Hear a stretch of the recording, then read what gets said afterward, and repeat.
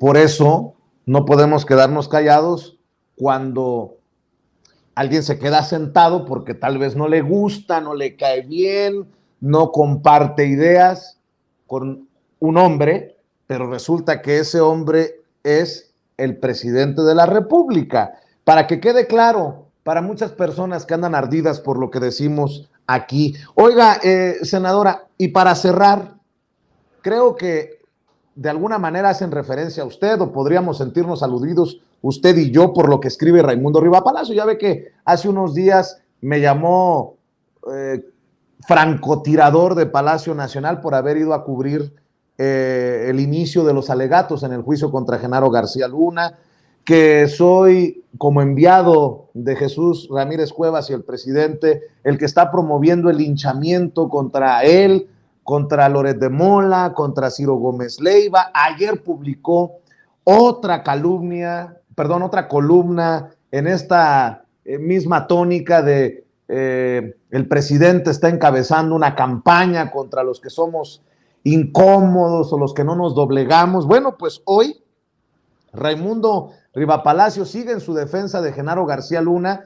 y creo que poniéndose el guarache, dice, políticos cercanos a López Obrador, podría ser usted, senadora, nada más lo digo ahí, lo dejo sobre la mesa, y periodistas afines o vinculados a miembros de su gabinete, me imagino que se refiere a personajes como su servidor, fueron sembrando en la fiscalía en Brooklyn la especie de que la prensa mexicana era cómplice de García Luna. ¡Ay, pobrecitos! O sea que no eran cómplices. Entonces, ¿qué eran?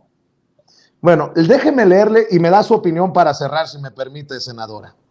El juicio de Genaro García Luna en Brooklyn tomó un giro en los últimos días que no debe sorprender. Al sentar la fiscalía en el banquillo de los acusados a medios y periodistas mexicanos, separando la litis del caso, pero en busca de una sentencia condenatoria a un funcionario que corrompió para modificar la opinión pública. De esta forma, juntó su agenda a la del presidente Andrés Manuel López Obrador, que sistemáticamente desacredita y descalifica para causar un daño reputacional a quienes han sido independientes y críticos de su gobierno. La coincidencia entre la presidencia y el Departamento de Justicia puede ser no tan fortuita. Siguen con esta idea de que David Aponte, con Ciro Gómez Leiva, el director del periódico El Universal, le están tocando la música que quiere escuchar López Obrador. O sea, López Obrador ya López Obradorizó al Departamento de Justicia de Estados Unidos. Payasos, con razón, no es Riva Palacio, es Riva Payaso. Dice, desde 2019 López Obrador fue alertado que las acusaciones contra García Luna no eran sólidas y que las pruebas solicitadas por el Departamento de Justicia a México, libros contra el exsecretario de Seguridad Pública y recortes periodísticos donde lo acusaban de corrupción, no servían. En las últimas semanas, el fiscal Alejandro Gertz Manero le reiteró al presidente la debilidad del caso, pese al cabildeo que hizo la Fiscalía y la Secretaría de Relaciones Exteriores directa e indirectamente para que García Luna fuera encontrado culpable. Marcelo, tú también andas cabildeando para para que sentencien a García Luna. Válgame Dios. Paralelamente, políticos cercanos a López Obrador y periodistas afines a su gobierno o vinculados orgánicamente a miembros de su gabinete fueron sembrando en la fiscalía la especia de que la prensa mexicana era cómplice de García Luna.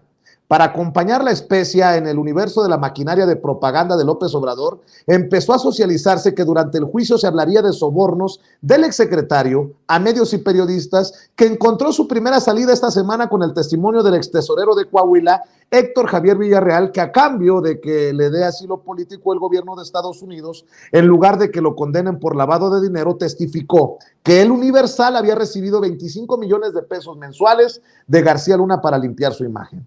La afirmación, como todo el testimonio, no se sostiene, como el propio periódico lo documentó. Sin embargo, esto no neutraliza ni impide el juicio paralelo que está en curso en Brooklyn sobre dos grandes líneas: la corrupción y que medios y periodistas sirvieron intereses del narcotráfico.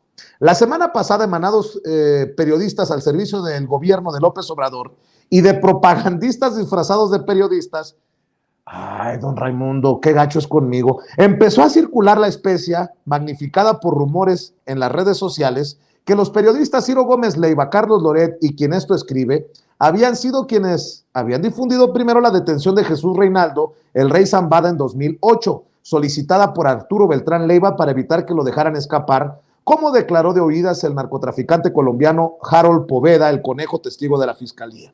El dicho es falso y toda la documentación hemerográfica y videográfica de la captura lo demuestran. Pero eso no importa, la falta de memoria, la no verificación de fechas o de hechos, la repetición sistemática de una mentira y la credulidad de muchos son suficientes. 3 periodistas ya fuimos mencionados con infundios y un medio y su propietario sobre dichos ya fue colocado en el paredón de la presidencia por una declaración de otro delincuente, Héctor Javier Villarreal, en busca de privilegios. López Obrador dijo sobre los dichos y señalamientos en el Universal y a Juan Francisco Willy Ortiz que no había que adelantar conclusiones, pero ese mismo día en la mañanera difundió un video repitiendo las infamias con el pretexto de que, como todos los días, desde que empezó el juicio, informa con un video de la audiencia del día anterior.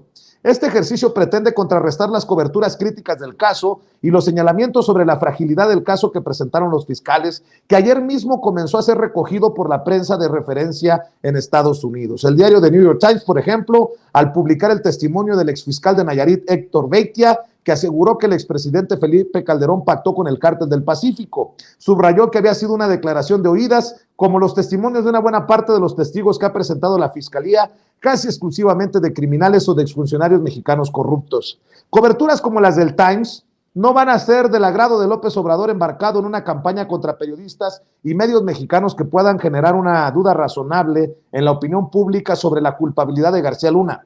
La campaña del presidente ha sido intensa, con cabildeos de sus afines en Brooklyn para hacer crecer el juicio paralelo que le ayude en su narrativa. ¡Ándale! El tiempo, debe sentir el presidente, se está agotando para liquidar civil y moralmente a quienes han criticado el proceso en Brooklyn, luego que la Fiscalía informó que el próximo martes tenía pensado concluir la presentación de sus testigos con el testimonio del rey Zambada. No se sabe qué percibe el presidente o qué están arrojando sus mediciones sobre el juicio de García Luna, pero ayer presentó en la mañanera por segunda ocasión en semana y media fragmentos del programa Tercer Grado de hace 15 días, en donde ridiculiza a Sergio Sarmiento y a quien esto escribe, por gazapos de nuestra parte, porque expresamos dudas sobre la calidad de los testigos contra el exsecretario.